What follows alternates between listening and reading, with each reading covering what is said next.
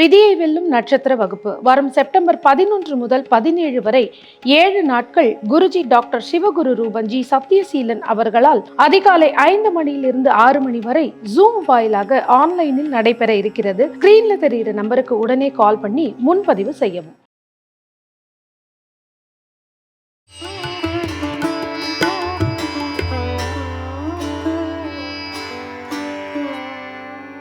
அடுத்ததாக மிதுன ராசிக்காரர்களுக்கு இந்த மகாலய அமாவாசையில பித்ருக்கள் சொல்லக்கூடிய வழிகாட்டக்கூடிய ஒரு மெசேஜ் அப்படின்னு என்ன சார்? மிதுன ராசிக்கு 5 கார்டு மெத்தட் எடுக்கும். அதாவது 3 கார்டு மெத்தட் மாதிரியே 5 கார்டு மெத்தட் அவங்களுக்கு எப்படி வேலை செய்யுது அப்படிங்கிறத பார்க்கும். ஏன் சார் இந்த மாற்றம் 3லிருந்து 5? ஸோ மிதுனம் புதன். புதன் அப்படிங்கிறது 5 குறிக்கக்கூடியது. ஓகே. ஸோ 5 கார்டு எடுத்து பார்ப்போம் அப்படிங்கிறது தான் அதோட இது. ஸோ இவங்களுக்கு வந்திருக்கக்கூடிய கார்டு பார்த்தீங்கன்னா 7 சாரதி. அவங்களுக்கு அந்த கிருஷ்ண பரமாத்மாவே வந்திருக்காரு. அடுத்தது 6 நாணயங்கள். அதுக்கு அடுத்தபடியாக உயர் பெண் துறவி. அடுத்தது முதல் கோப்பை. லாஸ்ட் கார்டாக டெவில், சாத்தான் அப்படின்னு சொல்லப்படக்கூடியது. சாத்தான் வந்துடுச்சுன்னு நம்ம பயப்படக்கூடாது. அதுக்குரிய தெய்வம் அந்த வழிபாட்டு முறைகளோ பரிகாரங்களோ செய்து கொண்டோம் என்றால் அது ஒரு எச்சரிக்கைக்கான விஷயமாக தான் நம்ம கருதிக்கணும். ஸோ சாரதி கார்டு வந்திருக்குங்கும் போதே அவங்களுக்கு என்ன அர்த்தம் அப்படின்னா, நேர்வழியில் போய்கொண்டிருக்கின்றார்கள், நல்ல பாதையில் போய்கொண்டிருக்கிறாங்க. அங்கே ஏற்கனவே குரு பகவான் வேற கோச்சாரத்தில் இருக்கார். அப்போ பொதுவாகவே மேஜர் அர்கேனால ஒரு கார்டு, 2 கார்டு மேஜர் அர்கேனாவா, 3 கார்டு கிட்ட மேஜர் அர்கேனா கார்டு வந்திருக்கு. 5 கார்டில் 4 கார்டு சூப்பரான கார்டு. அதனால் ஏஸ் ஆஃப் கப் வந்துருச்சு அப்படின்னா வெற்றி, உயர் பதவி கிடைக்கிறது. இந்த காலகட்டத்தில் அவங்களுக்கு ஒரு ப்ரொமோஷன், அதுக்கடுத்து என்ன வேலைக்கு முயற்சி செய்து கொண்டிருக்கிறார்களோ அந்த வேலை கண்டிப்பாக இவர்களுக்கு சாதகமான பலனாக கிடைக்கும். அடுத்து இந்த தராசோடு இருக்கக்கூடிய நபர் இது காயின்கள் வந்தது அப்படின்னா இது நிலதத்துவத்தை குறிக்கக்கூடியது. பணம் கிடைக்க போகிறது, பெரும் பணம் கிடைக்க போகின்றது அப்படிங்கிறது தான் அது குறிக்கக்கூடியதாக இருக்கும். ஃபேமிலி ரீதியா ஏதாவது சொத்துக்கள் வரணும், கண்டிப்பாக சொத்து.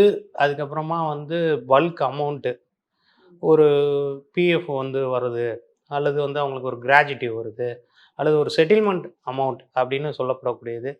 இவர்கள் இந்த காலகட்டத்தில் கூட லாட்ரி கூட ட்ரை பண்ணி பார்க்கலாம். கண்டிப்பாக அவர்களுக்கு பித்ருக்களின் ஆசீர்வாதத்தால் ஒரு மிகப்பெரிய தொகை ஏதாவது ஒரு வகையில் இவர்களுக்கு வரக்கூடியதற்கு அந்த இதை காமிக்கக்கூடியதாக இருக்குது. அதுக்கடுத்து உயர் பெண் துறவி இந்த கார்டு வந்திருக்கு. அப்படிங்கும்போது இவர்களுக்கு பார்த்திங்கன்னா அம்பாளின் அருள் இருக்கின்றது. அப்போ இந்த காலகட்டத்தில் இவர்களுக்கு இந்த 1 இயர் பீரியடில் பிங்கிற பேர்லையும் ஜேங்கிற பேர்லையும் உதவிகள் கிடைக்கும். அதாவது ஜெய் அப்படிங்கிறவங்க, அதுக்கப்புறம் பி அப்படின்னா புவனா அப்படிங்கிறவங்க, பாஸ்கர் அப்படிங்கிறவங்க, இது மாதிரி பின்னு ஸ்டார்ட் ஆகிற பேர், அப்புறம் ஜேங்கிற ஸ்டார்ட் ஆகிற பேர், அல்லது அந்த பேரில் இருக்கக்கூடிய ஊர்லேருந்து இவங்களுக்கு ஏதாவது உதவிகள் கிடைக்கும், அல்லது நபர்கள் இவர்களுக்கு நல்ல விதமான விஷயங்களை செய்து கொடுக்கக்கூடியதாக இருக்கும். ஸோ வெற்றி கோப்பை, ஏஸ் ஆஃப் கப்ஸ் இந்த கார்டு வந்துடுச்சு அப்படின்னாலே இவர்களுக்கு மிகப்பெரிய அளவு செல்வம், வளம், தனம், குடும்ப வாழ்க்கையில் மன நிம்மதி, மகிழ்ச்சி, சந்தோஷம் அப்படிங்கிறது தான் அர்த்தம். இந்த கார்டு வந்தது அப்படின்னா திருமணம் அப்படிங்கிற இதை அந்த பந்தத்தை குறிக்கக்கூடியதாக இருக்கும். அதில் துலாக்கோலோட ஒரு ஆள் நின்றுட்டு இருக்காரு. அவர் சில பேருக்கு காயின்ஸ் தங்க நாணயங்களை பரிசளிக்கிறார். அப்படிங்கும்போது இந்த காலகட்டத்தில் இவங்க கண்டிப்பாக தங்கம் வாங்குவார்கள். மிதுன ராசி, மிதுன லக்னத்தை சார்ந்தவர்கள் இந்த காலகட்டத்தில் 1 கிராம் தங்கமாவது வாங்கிடுவாங்க. அவர்களுக்கு அதுக்கான அமைப்பு கண்டிப்பாக இருக்குது.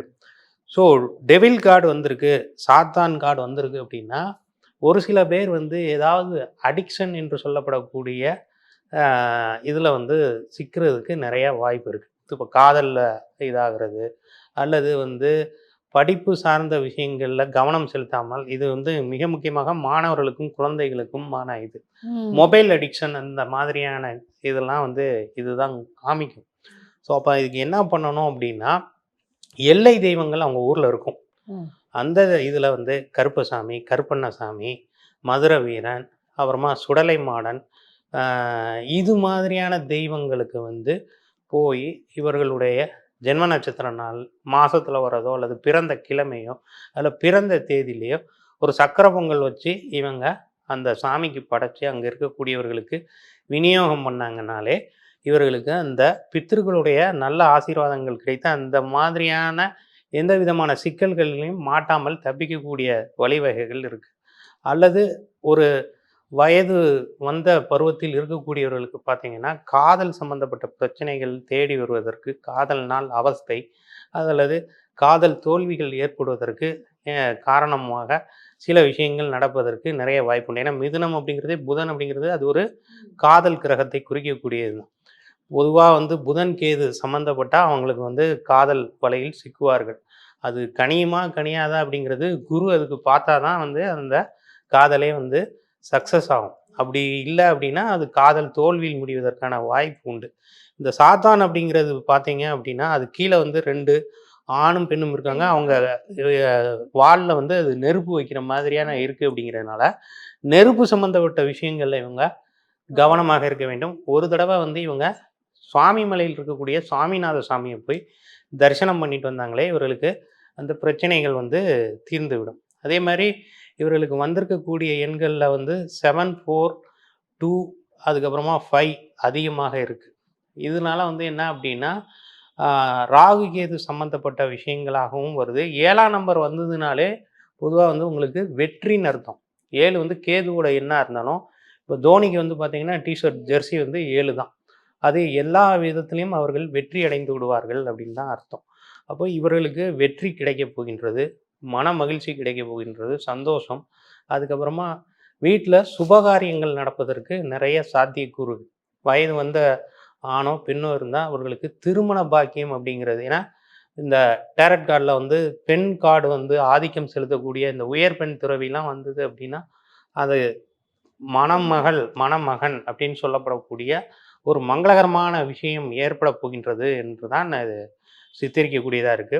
ஒரு சில பேருக்கு வந்து வெளிநாட்டு பயணம், வெளியூர் பயணம், வெளிமாநில பயணம், அதுக்கப்புறமா புதிய தொழில் தொடங்குதல், அது மூலமா அவர்களுக்கு வருமானம் ஏற்படுறது.